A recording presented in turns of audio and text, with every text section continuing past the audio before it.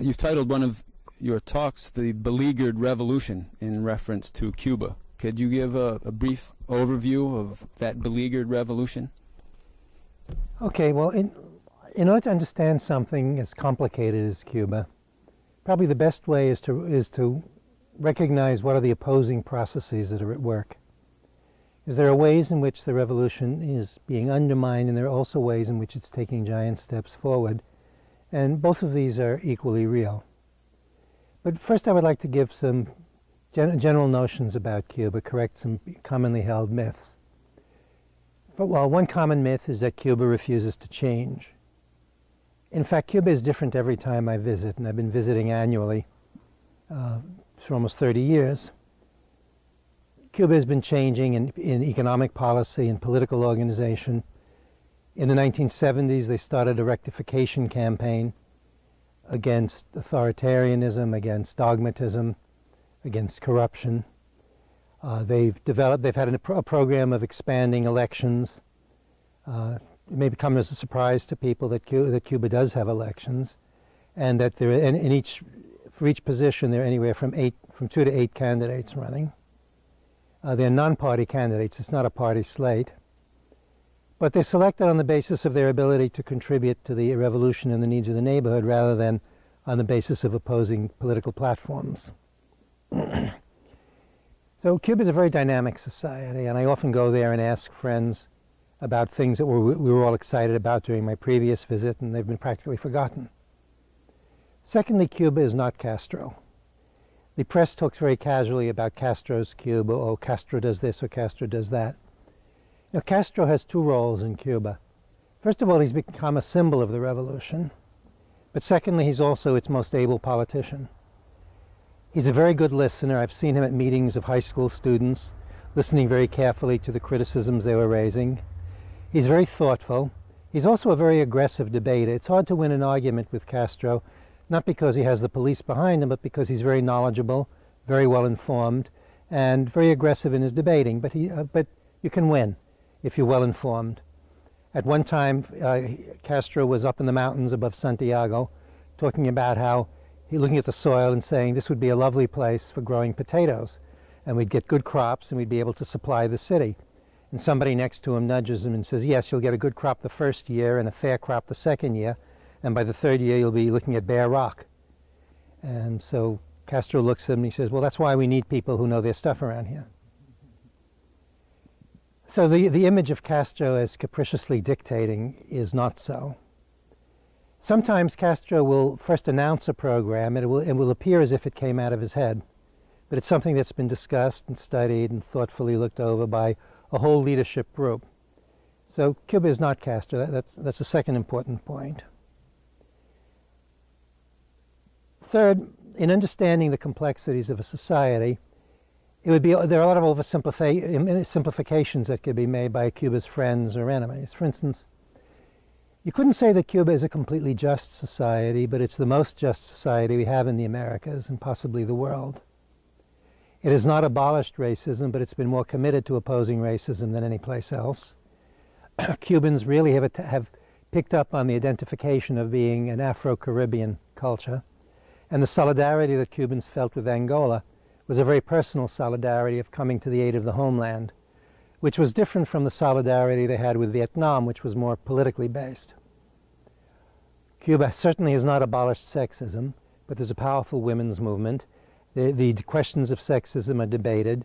They have an affirmative action program to increase women's positions in the leadership of the party and state, and so on down the line.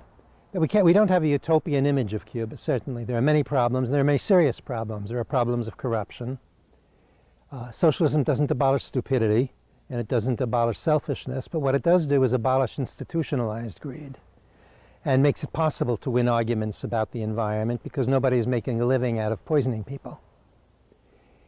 So with that, I can describe my attitude as saying, on the one hand, 100% behind the Cuban Revolution, and on the other, that doesn't commit me to supporting any particular decisions that the Cubans have made or to covering up any defects that I see in Cuban society. So this is different from the attitude of people who go in with a checklist as if they're going to grade the revolution and give them 2 points for equality, and then subtract 1 point for residues of racism and so forth. With that background, I've been going to Cuba for 30 years, participating as a scientist in the development of Cuban science, particularly ecological agriculture. And the exciting news is that Cuba has finally committed itself quite strongly to building an ecological society. This is true in agriculture, where I know it best, but also in urban planning. For instance, developing wetlands as a way of filtering the water of the city, the use of bicycles for urban transport, and the commitment is strong enough so that they've lowered the speed limit on the major streets and highways. There are bicycle lanes on the intercity highways, and there's bus service that carries bicycles across Havana Bay so that you can then proceed on bike. Now, of course, this is a response to the emergency, to the fact that they don't have oil. But it's also recognized as something desirable in its own right, good for people's health. And the community of people who are bicycling down the main streets toward work has a real conviviality that you would not get if people were driving in private cars or even on buses. There's commitment to alternative sources of energy, to solar energy, wind power, as well as developing oil. And when you talk to people about these development plans, there's a great deal of excitement. On the other hand, Cuban daily life is extremely difficult. Everything is in short supply. Toothpaste, toilet paper, tampons, newspapers are rare. Television only operates, I think, 6 hours a day and 9 on weekends. So there's a lot of ways in which simple existence, getting to work, is a drag. And so the same people will talk to you in a kind of depressed sort of way, describing the difficulties of everyday life, and then with tremendous excitement when they talk about the innovations that they're carrying through or the battles that they're engaged in. There are many battles going on in Cuba. There's a lot of debate. Debate takes place in the workplaces in many organizations. Ecologists complain that sometimes their reports are not paid adequate attention to. But basically there's a commitment, a recognition that there's no way that they would like to revert to capitalism, to become another Thailand or Santo Domingo. Certainly they don't want to become a Yugoslavia or Russia. And even people who are more critical of the government would not allow the United States to tell them how to run their society. Furthermore, people are critical of government leaders or of government policies without being against the revolution. So there's much more range of discussion that you would find in Cuba than you'd find in most parts of the United States. I had the privilege of watching a session of the National Assembly, which was on television one weekend. The delegates were debating 3 laws. One of them was the mining law. The committee which drafted the law had recommended that they require any foreign enterprises that will have an impact on the environment to prepare very elaborate environmental impact statements. A delegate objected. Say, how can you expect somebody who's going to use the environment to write an honest report? And so they amended the law to require that the foreign companies finance independent study by Cuban agencies. That was the level of discussion. So you don't have the kind of horseplay, attachments of riders to bills, political jockeying for position that you have in the American legislature, state and national. When they were debating the national defense law, somebody got up and said that as a member of Christians for Peace, he's very much concerned about conscientious objectors. And he wanted assurances that nobody would be forced to take military training. And he received that assurance, even though the spokesman for the committee that drafted the legislation, said that they preferred not to institutionalize the process of alternative service, but certainly they weren't going to invest in training somebody to fight who's not going to fight. So the Cuban Assembly is becoming a more serious body. One major way in which it is different from American legislatures is that they don't control patronage. And therefore constituents can't go to their representatives to get help with parking tickets or to get a license to build a business or something like that. And that weakens their kind of clout compared to legislators in other contexts. On the other hand, it's a very hard-working group. They really draft legislation, and they concentrate on a handful of important bills in each session. Well, Cuba is besieged by the sudden collapse of the Eastern Bloc, which meant a loss of something like 80% of their foreign trade almost instantaneously, something which would have wiped out any other economy. They're besieged by the American blockade and the various attempts to tighten that blockade. They are also besieged simply by being a third world country trying to use its resources in a just way. Other third world countries have been having a harder time with the recession, but what they've managed to do is distribute goods through price. And so the rich continue to be well off and the poverty is worse. In Cuba, you don't have starvation. Rations are in short supply. At the present time, everybody is guaranteed through the rationing system enough food at low cost to last about 2/3 of the month. Then the rest of the time they have to buy food on the open market at higher prices.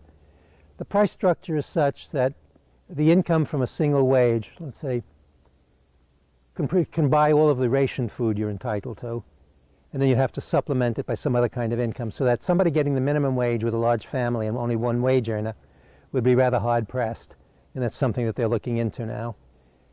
But by and large, Cuba is a much more egalitarian society than anywhere else, and when something is in short supply, they make rational decisions as to how to use it. For instance, in the face of the milk shortage, milk is reserved for children up to the age of 7. Soy milk is available up to the age of 14, and so on.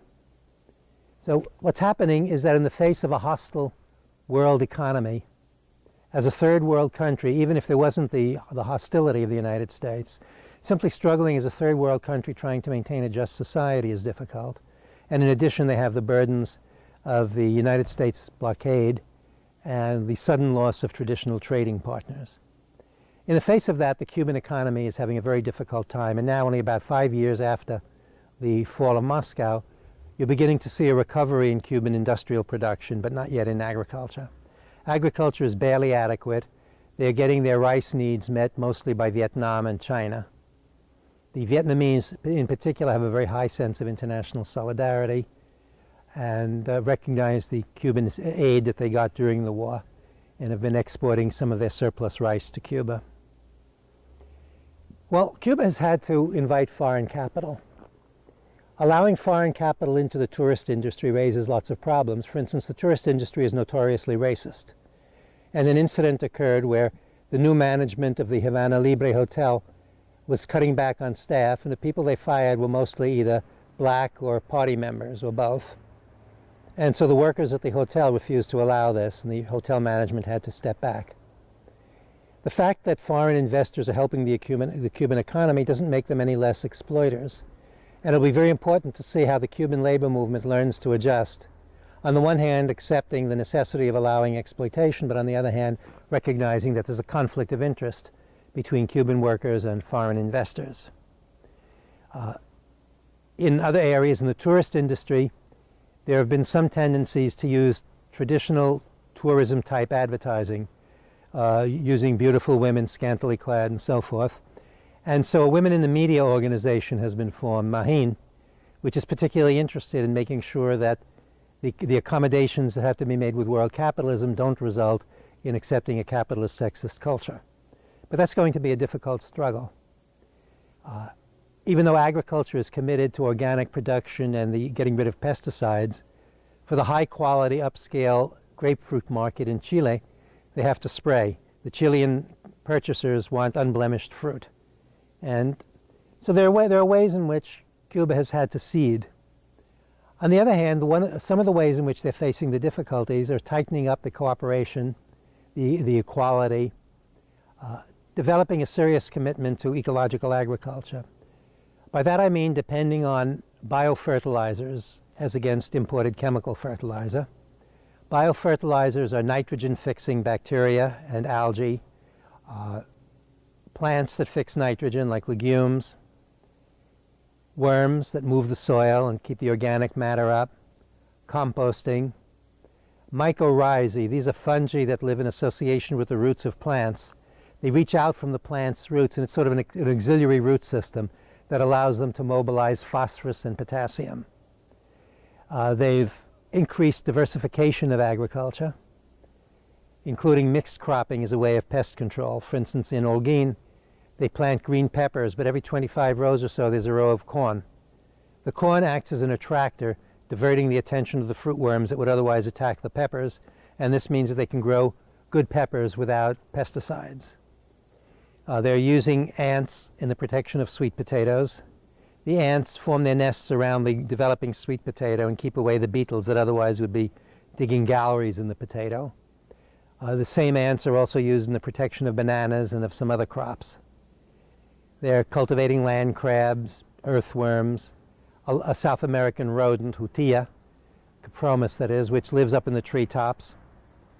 And so I saw one place where the Hutias were living up in the treetops, and then their droppings were part of the food going to crabs, land crabs on the ground. Recycling has been developing. On the Hermanos Núñez farm in Pinar del Rio, they raise pigs. Then the pig manure is used in the diet of geese. The geese droppings and feathers are dumped into the pond as fish food. The fish scales are cleaned and are turned over to the pigs. So a great deal of ingenuity is going into developing rational methods of production. In mixed cropping, what you look for is to have each piece of ground not only producing a crop, but also contributing to the rest of the farm. So sugarcane waste can be used as compost. It could also be used to grind up and grow yeast on it, and that can be then fed to the cattle. Soybeans can be interplanted in blocks with sugarcane. That enriches the soil because sugarcane is a very hungry kind of crop. It also allows for more insect diversity that protects both kinds of crops. And the soybeans fix nitrogen that will benefit the cane. So this commitment to an ecological agriculture is partly out of conviction and partly out of necessity. We've had an ecological movement developing over the years, which has become increasingly self-confident and has been pushing for educating the public about ecological agriculture. Then there are also those people who would still prefer a high-tech mode but recognize that it's not available, are grudging ecologists. And we see our task as converting the grudging ecologists into ecologists by conviction, and hope that we can do this before the economic blockade is lifted and there's the danger of the country being flooded. There's also a lot of confusion among people as to the directions that Cuba could face. If the Soviet Union couldn't build socialism in one country, how can you build it on one island? On the other hand, the Cuban situation is different. There's much more of a sense of unity in Cuba because of the sense of being colonized and threatened by imperialism. What they're trying to do is to keep intact a lot of the major achievements of the revolution: health for all, universal free education, access to culture, relative egalitarianism, priorities in the use of natural resources, an ecologically oriented development of land use and of urban development, and doing this in the face of corrupting influences from the outside. So that's going to be difficult. I expect that the tourist industry will be a major source of corruption. Cubans who are trained to deal as business people with foreign business people will inevitably be picking up some of the values of their associates. People who are able to get dollars have access to more goods than those who don't, and about 20% of the Cubans now have access to dollars. So these are serious problems that Cubans are debating. The future of Cuba is certainly not guaranteed. As a scientist, aside from working on developing the technical aspects of ecological agriculture and training ecologists, I'm also concerned with keeping Cuban biology, defending it as a socially responsible, cooperative, socialist conscious enterprise in the face of a lot of pressures to be self-financing, to collaborate with foreign investors and so forth. That leaves a great deal of uncertainty. People who were raised as Marxists very often received an oversimplified kind of Marxism. They expected the world to be increasingly liberated. They expected that the socialist bloc would gradually expand until it included everybody. And to have to go back and start from scratch with only Cuba in the Americas is quite a blow. So they have to think, if these surprises caught us, what does this mean for the development of Marxism? I think that the hothouse Marxism, which was overly protected in Cuba in the past time, is weak and will begin to flourish when it's exposed to challenges from the outside and from within, with more open discussion, with challenges from ecologists, from feminism. I think this will be, on the whole, a healthy thing for the development of Cuban Marxism, which can absorb the insights of these other movements. Among the friends that I've known over the last 30 years, one of them has become an active counter-revolutionary. All the others continue to support the revolution. Some are critical of the government. Some of them are critical of particular policies. Many of them are frustrated when it's hard to convince people of their ideas. But all of them are committed to their socially responsible task as Cuban revolutionaries and as scientists. One of the things I carry away from Cuba is a sense of the possible. There's an environment of people caring for people in Cuba that I haven't seen anyplace else. A sense of solidarity, a sense of social responsibility, a very well-educated populace that's aware of problems internationally and that are concerned with such things. And that's part of the legacy of Cuban socialism. So what we're doing now is engaging in a struggle, first of all, to assure the survival of the Cuban Revolution, but secondly, to develop its socialism. This is very different from the policy of the more liberal element of U.S. capitalism, who would like to see a lifting of the blockade in order to wean Cuba toward capitalism and what they call democracy. But what they mean by democracy is the carnival of elections. If Cuba decided to have a multi-party system now, then the problem becomes, can these parties be financed from the outside? Can they hire U.S. public relations firms? And in the end, you'd have the kind of stupidity which turned the last Nicaraguan election into a farce. So Cubans don't want that. They've had a lot of phony elections in Cuban history up to 1959 and what they call the pseudo-republic. Yet they are concerned about democracy, and they think that they're developing their own kind of democracy through the processes of decentralization, nationwide discussion, and the incorporation of more and more sectors of the society in effective decision-making. I'd like to follow that with a question about the use of political language. I sent a transcript of the last interview that we did, and my friend who read it was fascinated until he got to the last page where you were talking about the obligations of a revolutionary. You used the words communism and Marxism and even more frightening, revolutionary. This type of language, do you think we should refrain from using it, or we should actively pursue it? Because this is one case where a person who was intrigued by your commentary in the end was left alienated and frightened by the use of political language such as Marxism, communism, revolution. Yes. I think it's necessary to do both. The easy course is to adapt the language to what's easily accessible to people. And for instance, you can have bumper stickers that say, food for people, not for profit. Health is a right, not a privilege. That's accessible to people. People can understand it. But it means that they don't generalize from it and step back and saying what you're talking about is criticizing capitalism. Capitalism is a pervasive system which is taken for granted, and we also must be able to criticize capitalism. Similarly, I use the term Marxism to insist that I consider that it's still the best analysis of society and of nature. It's the tool that I use in understanding the world, and people should know that it's not the caricature that they read about in the media. Now, what this means is that when we use the revolutionary terminology, terms like imperialism and capitalism and so forth, some people will dismiss the argument. And therefore it's necessary that the same arguments be raised in other contexts, in other ways, so that people can grapple with the ideas without the fear. But at the same time, it's necessary in this time to affirm a pride in the communist tradition, a recognition of the value of Marxism, and yes, the acknowledgement that we want is not simply better legislation to improve healthcare coverage, but a whole different way of relating to health. We do not want people's labor power to be a commodity, and that means breaking from capitalism. So I use revolution in that sense, transforming the underpinnings of society so that it's not driven by greed through a marketplace. Now that will be frightening for some people. I am able to use that terminology because I am in a relatively secure, privileged position. I have the freedom to do that, and I see that one of the obligations of privilege is to use that privilege to say things that other people are unable to say. At the same time, it would not be helpful unless there were others who were talking in a less challenging, confrontational manner, simply challenging the individual manifestations of capitalism. So I think that both are necessary. I am proud of the communist tradition, proud of my grandparents' struggle. I am proud of the comrades who fought fascism when nobody else did. I am proud of the intellectual challenge, the items that have become part of common understanding.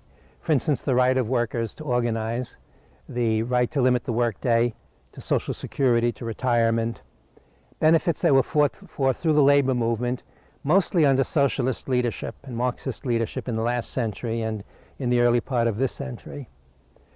I am proud of our tradition in taking up the struggles against racism and for women's equality, while aware also of a lot of the failings and even of the crimes committed in the name of communism. And I will not hide that in order to achieve a facile kind of popularity. So my answer to you is, your friend should stop being afraid. If the ideas of a communist Marxist revolutionary appeal to him, then maybe his notions about Marxism, communism, and revolution need changing.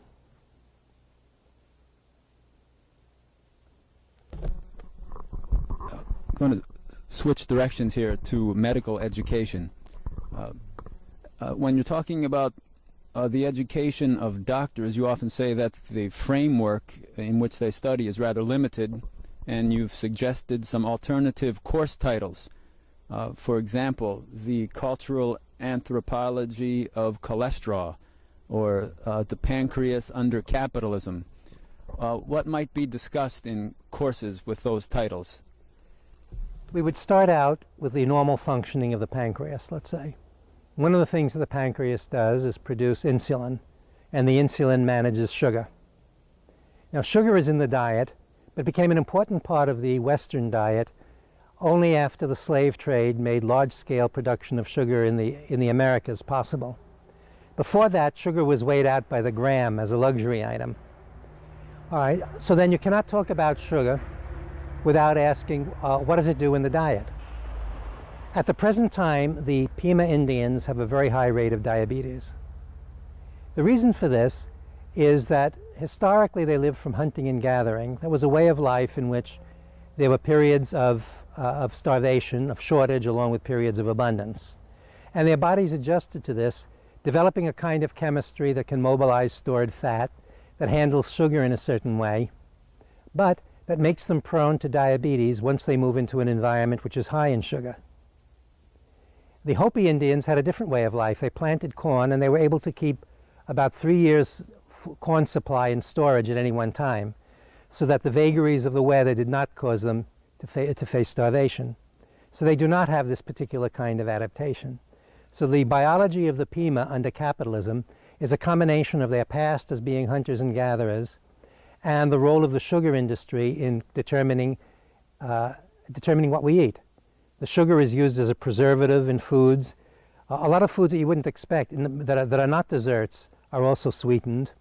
The tremendous influx of sugar into the diet is partly a result of the development of the sugar business. And so you have to deal with that when you're dealing with the prevalence of diabetes and its distribution. Or the adrenals are an organ for dealing with stress. And there are many kinds of stress. There's acute stress that may come from being almost run down by a car or having a building collapse on you. But there's also the chronic stress of alienating work, of harassment, of worrying about making ends meet, the low-intensity racism, which is a constant feature of the lives of many Afro-American and Latino people.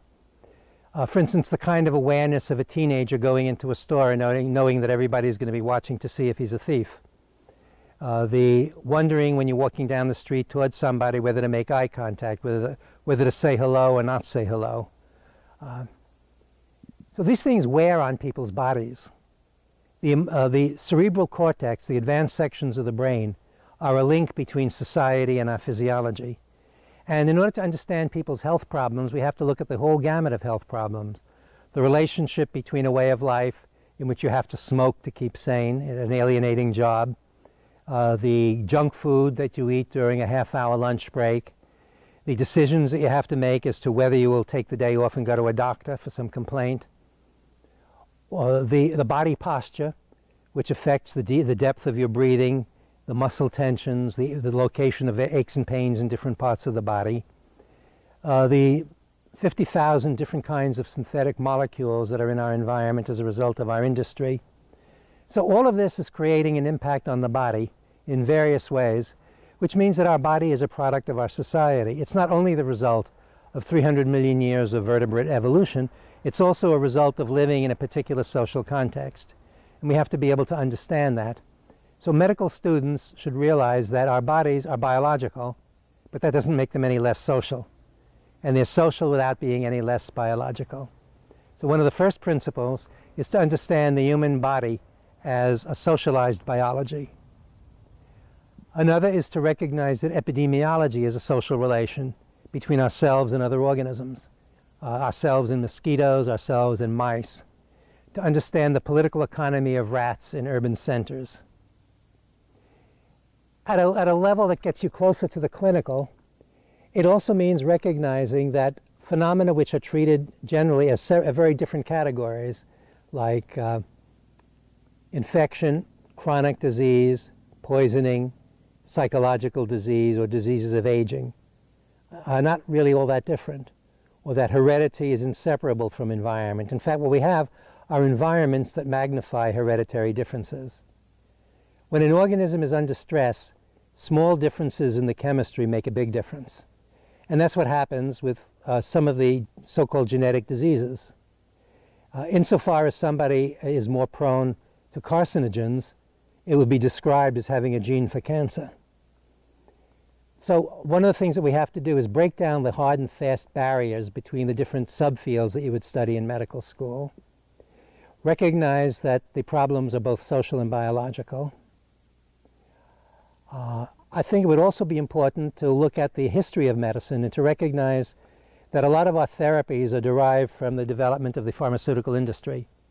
The pharmaceutical industry has the goal of turning chemicals like oil as a feedstock into something that you can give out as free samples to doctors and have sold to patients. This means that when an ad comes on television, you don't see somebody saying, "You're suffering from a headache.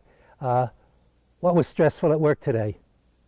Or "Breathe deeply," or "Think about your situation." They will say, "Reach for this particular pill, which is better than somebody else's pill."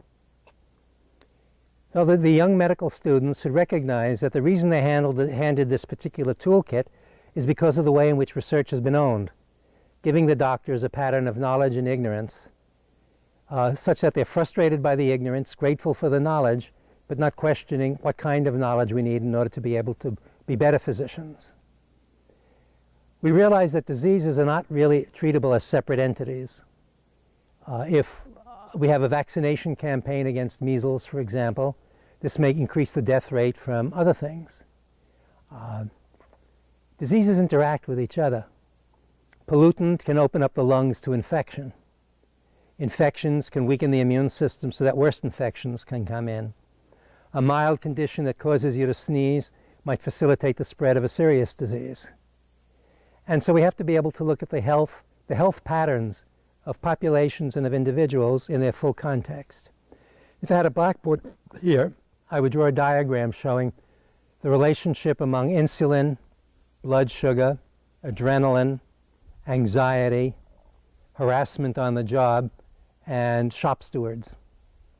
And I would show how everybody has a common core of physiological pathways, but they differ in the way the stress pattern operates, the methods for alleviating stress, and therefore the clinical object becomes a socialized person living in a particular context. You can tell a well-off executive to go home, take a week's vacation, and it'll do your heart so good. You can't tell a seamstress living alone or with a male chauvinist pig of a husband to go home and take it easy. So part of the lesson is wholeness. The second lesson is to see how things got the way they are without taking it for granted. That it's not obvious. Things are the way they are because they got that way, and we have to understand how they got that way. And we apply that also to our own knowledge, to our own preferences in diagnosis, in therapy, and so forth. And finally, then, we would have to have medical students thinking about the course of development of the health of our society. Not simply the therapies, not simply the political economy of healthcare, which is important, but also all of those changes in our economy which create the diseases that our modern technology copes with. Now, the United States spends a lot more than most other countries on health care, but is not healthier because of it. And the reason is that we both try harder to make people sick and also harder to make them better and to make a profit in the process.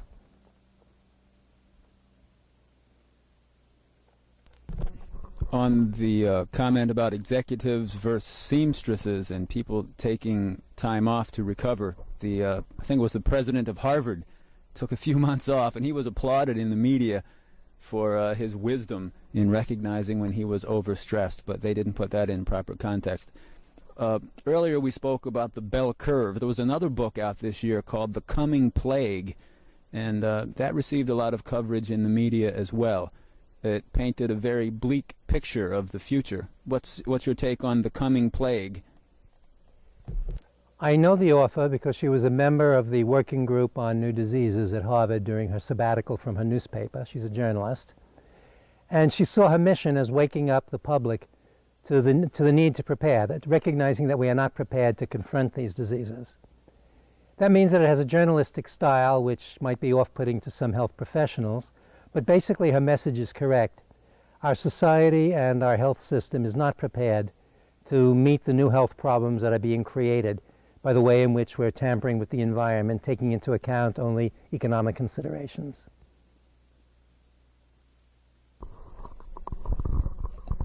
In a pamphlet titled The Need for Social Ownership, there's a discussion about what they call real democracy. And in this discussion, they say that in this new electronic interactive democracy, we not only make all decisions, we formulate all the questions too. I can see that as a possibility, but there seems to be a downside to electronic democracy, and that is that it isolates people. There's no real face-to-face interaction. What do you think about this electronic democracy? Even Ross Perot himself discussed electronic democracy a few years back. I think the trouble with a lot of the discussion about the internet or the information highway is that it doesn't deal with the sociology of it, the question of who owns what. Now, in a certain sense, computers are relatively cheap and have spread through the middle class. There's much of the world that doesn't have access to it. At the present time, it's a relatively free good, the way radio was in the teens and 1920s. And that's being promoted in order to create the market, but already we're beginning to see the attempts of private industry to get control of the internet. It's going to be difficult for them to do so. They're going to have to be rather ingenious in finding ways of charging money for it, of excluding what they don't want to hear, or simply of swamping ideas that they don't like in a tremendous mass of information. And that requires that you be even better informed to navigate in the deluge of what passes for information, much of which is noise. The religious right has been worried about pornography on the internet. The greater indecency, I think, is commerce, getting onto the internet, invading the homes with sales pitches, with cultural homogenization. It becomes a process undermining the rights of nations to control their own environment by creating an environment controlled by a few communications corporations. So that's the downside. The upside is that it's still difficult to control. People have ways of avoiding control. There's a much broader access now than there was before. And the use of electronic communications really facilitated the Zapatista movement in Chiapas. I think that the corporate world, particularly the communications monopolies, are going to be struggling to get control of information more completely, and that we have to fight a rearguard action preventing them from doing so.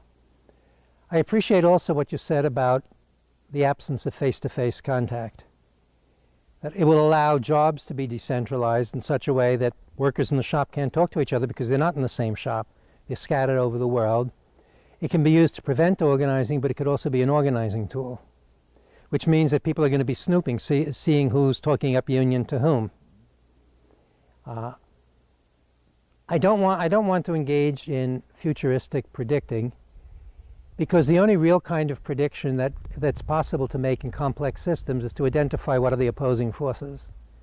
There are forces toward increasing the commoditization of information and its use and control, and there is resistance to it. And so the only recommendation I could make is obviously to join on the side of resistance, to fight the corporate domination, the swamping of information by the right, and so forth.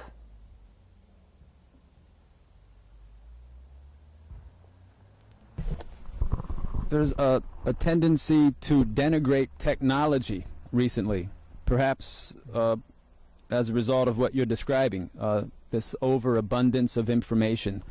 We have the Unabomber, who is very much anti-technological. And also we have people trying to escape from all of the deluge of information into various movements, New Age movements, mystic movements, right-wing religious movements. How closely linked do you see those two factors? This intrusion of technology into our lives, and then the need for people to escape into New Ageism or mysticism. Well, back in 1848, Marx won that what capitalism does is turn all aspects of life into commodities. What technology does is allow capitalist relations to penetrate in corners they couldn't reach before. So, for instance, it's now possible to have wombs for rent, kidneys for sale, people can sell the corneas of their eyes.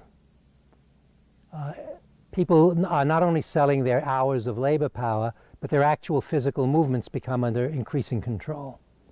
So what happens is that technology results in an increased dehumanization and commodification of existence, which is very alienating and which people are responding to in various ways, mostly individually.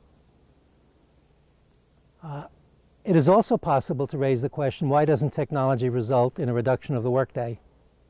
Why don't we have more leisure and more tranquility instead of more commodities? Now, clearly, from the economic point of view of investors, that would be a disaster. From the human point of view, it would be beneficial, so that there's a struggle over the uses of technology in which the weapons of the marketplace tend to prevail over objections. Once people have a little bit of space in their own personal lives economically, they can make individual choices to use some of that surplus to alleviate some of the pain caused by capitalism, some of the alienation. So the CEO who plans urban renewals around the cities can go off to the woods in Maine and have a kind of personal alleviation. If the water is impure, you can buy bottled water. Not so far in the future, we'll be able to buy bottled oxygen to use in polluted cities. But as people's lives become more commoditized, as you go to special healers to get emotional support, to get affection, to get touch, well, there's certainly necessarily a repugnance against this. And part of the repugnance is a new agey movement. Now, much of the New Age criticism of commercialized life is valid. Much of the importance of improving health through integrating the body and mind is again a valid strategy. What I find unsatisfactory about the alternative health movements is that too often they stop at the skin and do not consider health for everybody. They presume a degree of control over resources that most people don't have. Nevertheless, I think that there's a lot positive in it, and I would like to see at least some of the aspects of self-care, interest in exercise and diet, incorporated into movements that would make good food available to everybody, leisure for exercise available to everybody, and should certainly be part of a socialist program. Perhaps one of the failings of the traditional left has been not paying sufficient attention to the politics of individual life and ways in which we can protect people against the inroads of corporations before we get near abolishing them. It's not enough to say to people, you're sick because of pollution. But what do I do now? And we have to be able to integrate the individual and the large scale. And the feminist slogan that the personal is political is an opening in that direction, as long as it doesn't become depoliticized. So I'm critical of most of the New Age movements for their indifference to political struggle, but sympathize with their criticism of the decay of capitalist daily life. Jean Cocteau said that poetry is indispensable. If I only knew what for. There's a long history of radical poetry, music, painting, literature, it seems to have disappeared. What role now can radical art play in revolutionizing people? Well, first of all, I don't think that it has disappeared. It's perhaps less visible, but there are groups that are doing artwork on behalf of the labor and other insurgent movements. My son works with the Northland Poster Collective in Minneapolis, which does posters keeping alive radical and progressive traditions and challenging the prevailing mythologies. Art and poetry are expressions of the way people interpret the world and decide how the world should be. Generally, how you understand the world and how you think the world, how the world is and how the world should be are closely related. In normal times, one implies the other. The way things are is the way they should be in most cultural thinking. But it's also possible to challenge. These are the way things are and they shouldn't be. They ought to be different. And what art and poetry do is explore ways in which the real world is unsatisfactory, ways in which it might be different. And they do this at very rich and different levels. So in a sense, if you ask the question, should art and poetry be political, it's a false question. It simply is. And the question is, shall it be self-conscious or not? And if it's political, political on whose behalf? But by political, I don't mean the crass sense of writing election songs, campaign songs, and jingles, but rather in probing the most important issues facing our collective and individual lives. And I think the individual life and the collective life are very much related. So these explorations should be encouraged without having preconceived notions as to what the outcome ought to be. It's one of the ways of thinking, that we think about the world in a convergent kind of way, analytically, statistically, theoretically, and we also think about the world in more impressionistic ways. And so the artistic and scientific approaches to life are complementary, and furthermore, they coexist. I know that in my scientific work, there's a strong aesthetic component that guides research choices and conceptualizations. And I know that writers, poets, artists think about the world as well as express themselves. It's not simply a spontaneous outpouring, but it's outpouring in ways that tap into the less verbal as well as verbal expression.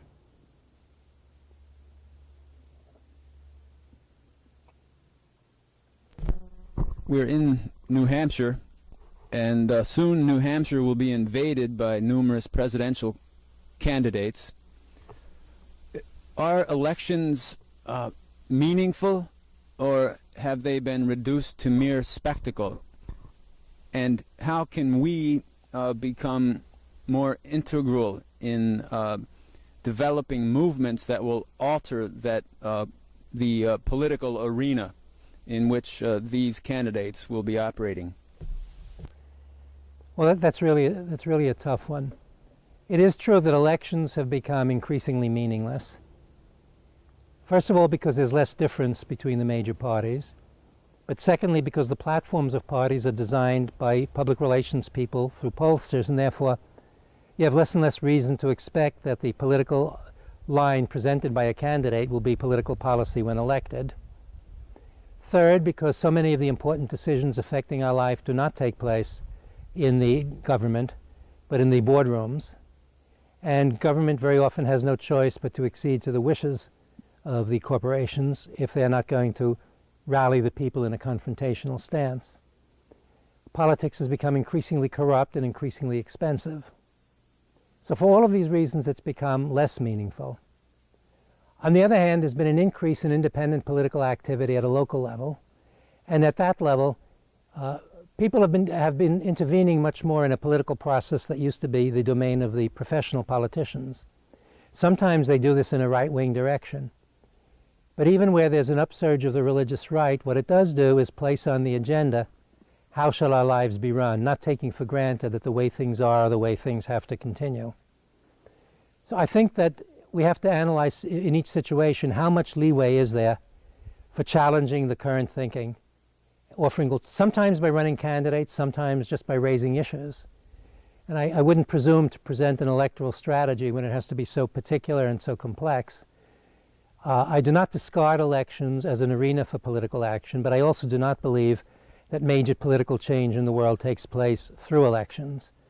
More commonly what happens is that at best elections ratify political changes that have occurred elsewhere, that have taken place in the streets and people's thinking. And the battle to change thinking is the crucial arena in which politics will be fought out. The value of the election then is that it's the opportunity to challenge thinking. But the strategy of confronting reactionary ideas, even in choosing the terms of discourse, for instance, it is not a free market. The market belongs to those who own the market. It's a private market, but not a free market. So even battling around concepts in that way, the use of the term crime is misleading. Most crime is taking place invisibly. So the violence of Pentagon generals, the greed of investment brokerage house executives, the petty theft that takes place in every office and factory is part of a normal criminal process. So when people talk about crime and a war against crime, we always have to place adjectives in front of it.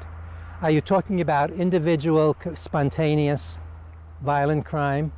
Are you talking about well thought out violent crime, corporate crime, intermediate level crime of the small entrepreneurs as they evolve into the corporations of violence, of organized crime? Are you talking about the crime which is rewarded in Congress, the crimes that go unpunished? And so when government raises legislation, for instance, for crime control, I would like to see the left demanding that there be a whole chapter on abuse of public trust as a category of criminal offense. And that would have two subheadings: the ripping off of government resources for private gain, and the abuse of public trust on behalf of the corporations collectively. The violation of constitutional oath by presidents, by military officers, and so forth. So it's a question of challenging the notion.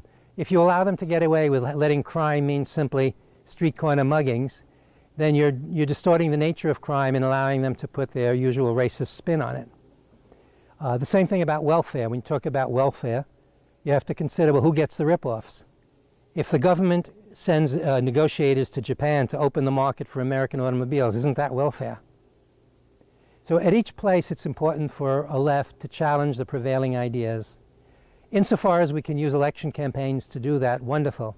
That's one of the ways of getting attention. But, and certainly people like Bernie Sanders have managed to take a single seat in Congress and use it to do a lot of good. So I am not anti-electoral, but I do not place my faith in elections. I don't think that there is any case in history where an election has resulted in a shift of power to the people. I've seen cases where elections have resulted in progressive governments. Allende was elected to the presidency of Chile, but never to state power. Aristide was not restored to power, he was restored to the presidency.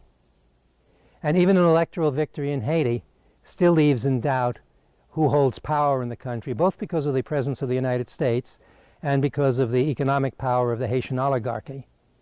While challenging that Haitian oligarchy, even through legal means, will bring on external pressures. So we should not let them get away with identifying democracy with elections, or elections with multi-party elections. We should not let them believe that elections are the only way to achieve change. But we could plunge in without having any great expectations of the existing political parties. I could see us engaging in the way we can to really challenge the way they're ruling.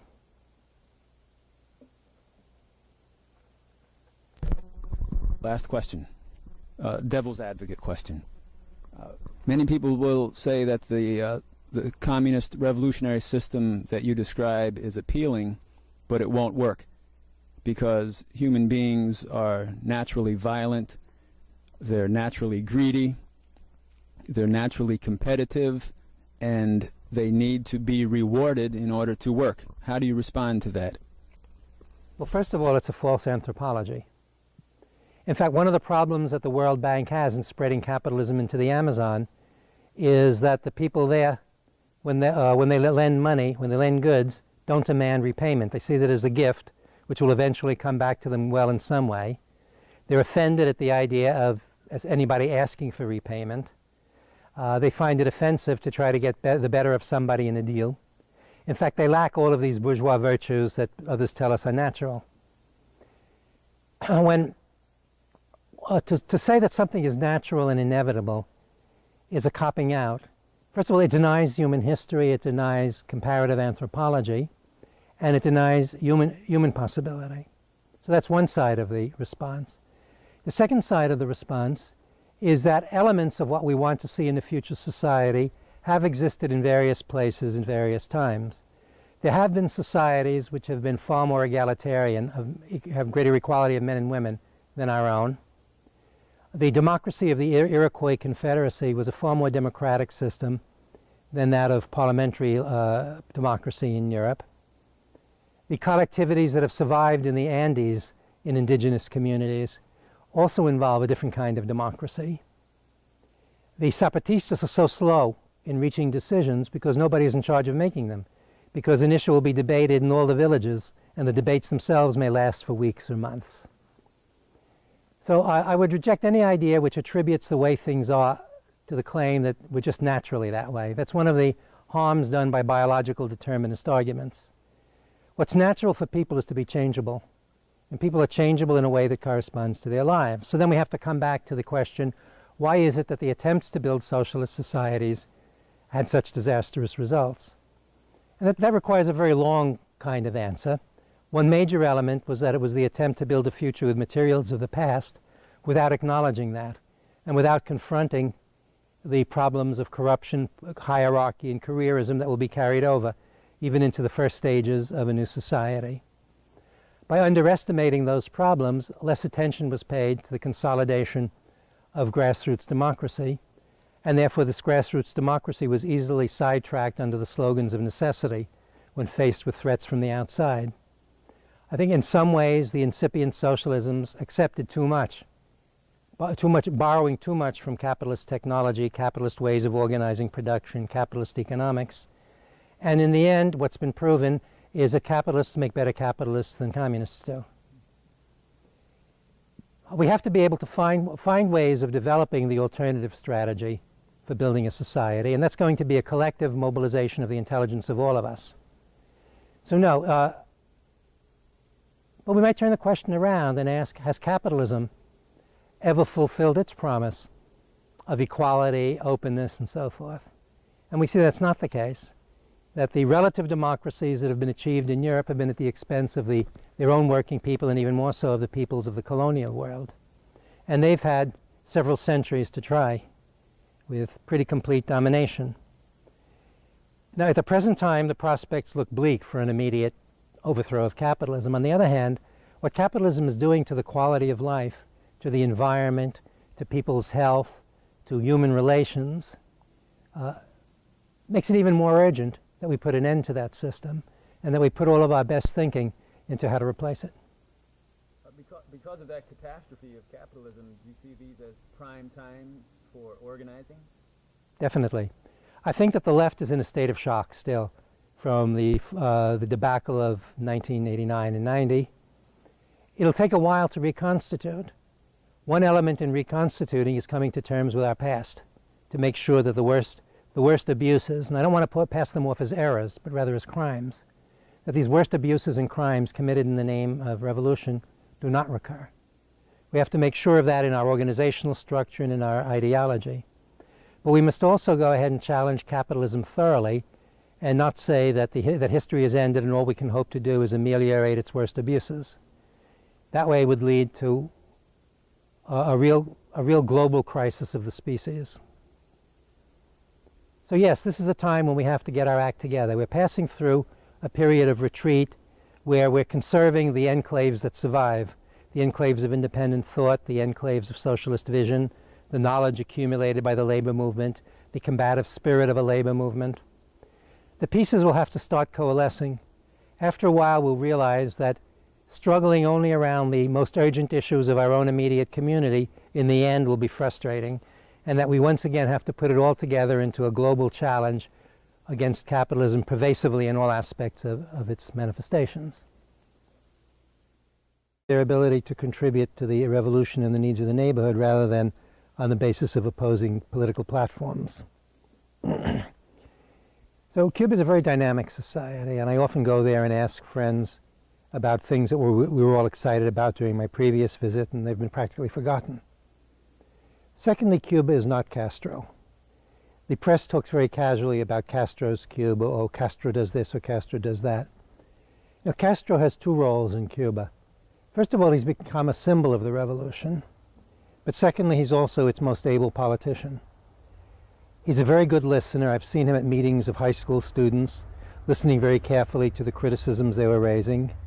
He's very thoughtful.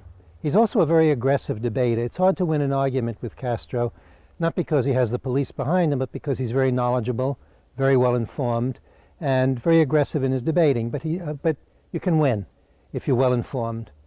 At one time, Castro was up in the mountains above Santiago, talking about how looking at the soil and saying this would be a lovely place for growing potatoes, and we'd get good crops and we'd be able to supply the city.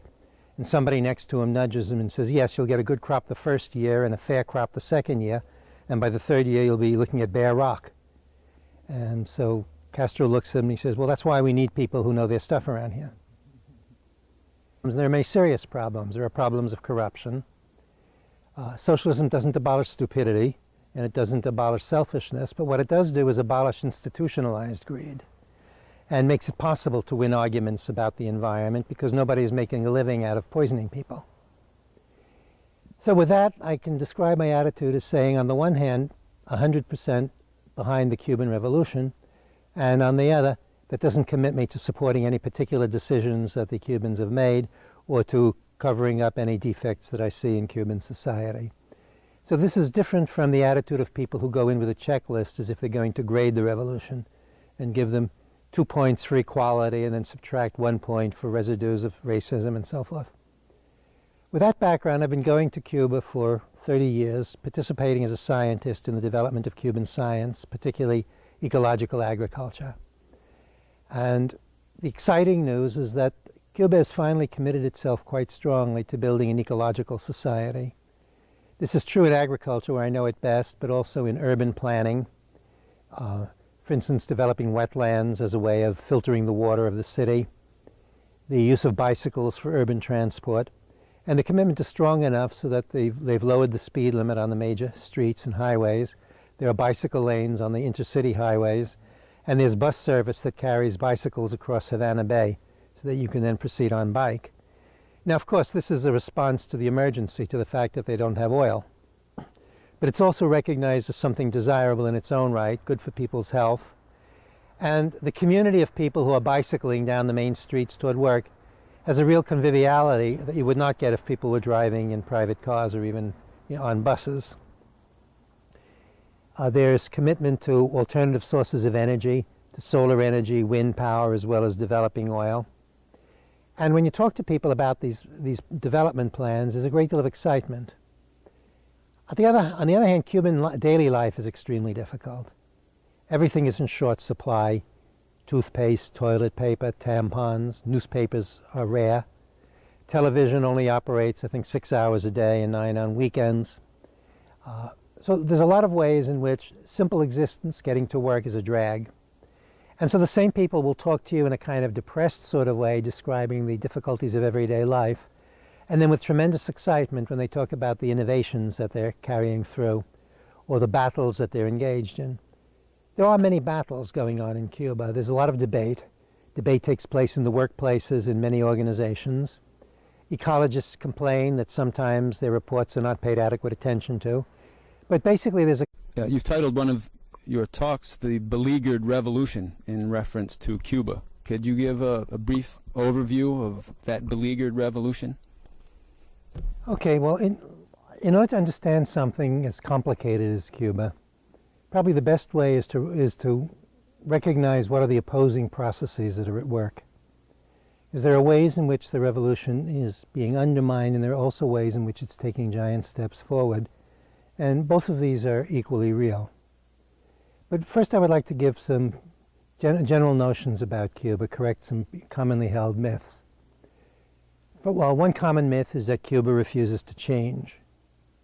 In fact, Cuba is different every time I visit, and I've been visiting annually for almost 30 years. Cuba has been changing in economic policy and political organization. In the 1970s, they started a rectification campaign against authoritarianism, against dogmatism, against corruption. They've had a program of expanding elections. It may come as a surprise to people that Cuba does have elections, and that for each position there are anywhere from 2 to 8 candidates running. They're non-party candidates. It's not a party slate, but they're selected on the basis of so the image of Castro as capriciously dictating is not so. Sometimes Castro will first announce a program, and it will appear as if it came out of his head. But it's something that's been discussed and studied and thoughtfully looked over by a whole leadership group. So Cuba is not Castro. That's a second important point. Third, in understanding the complexities of a society, there are a lot of oversimplifications that could be made by Cuba's friends or enemies. For instance, you couldn't say that Cuba is a completely just society, but it's the most just society we have in the Americas and possibly the world. It has not abolished racism, but it's been more committed to opposing racism than any place else. Cubans really have picked up on the identification of being an Afro-Caribbean culture, and the solidarity that Cubans felt with Angola was a very personal solidarity of coming to the aid of the homeland, which was different from the solidarity they had with Vietnam, which was more politically based. Cuba certainly has not abolished sexism, but there's a powerful women's movement. The questions of sexism are debated. They have an affirmative action program to increase women's positions in the leadership of the party and state, and so on down the line. We don't have a utopian image of Cuba, certainly. There are many problems.